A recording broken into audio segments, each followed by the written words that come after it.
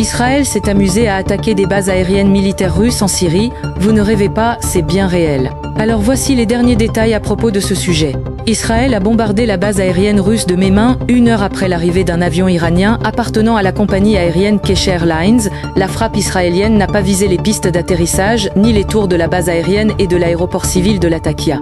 Le bombardement a ciblé d'autres sites militaires dans la province de Latakia, simultanément à la frappe d'un entrepôt à l'intérieur de la base aérienne de Meyman. Les bombardements israéliens ont commencé à 3h55 et se sont terminés à 4h41, impliquant plus de 30 missiles lancés depuis des navires de guerre. Une patrouille aérienne russe a survolé Latakia après la fin de la frappe israélienne. Derrière ça, le Hezbollah et l'Iran sont favorables à une intervention de la Russie en Israël. Quand tu commences à t'attaquer à d'autres pays qu'à ceux avec lesquels tu es censé te battre pour une soi-disant défense de territoire, ça commence à devenir un peu étrange. Une potentielle attaque israélienne sur les plateformes pétrolières iraniennes emmènerait la Chine en guerre avec Israël. Mais la Chine seule ne leur suffit pas. Israël veut s'attaquer au triangle, Iran, Russie et la Chine, qui sont aujourd'hui les 3 pays les plus violents à l'Occident. Alors si Israël continue à chauffer les 3 pays, peut-être qu'on va se retrouver avec une guerre américano-israélienne avec le trident de l'autre côté de l'Iran, de la Russie et de la Chine.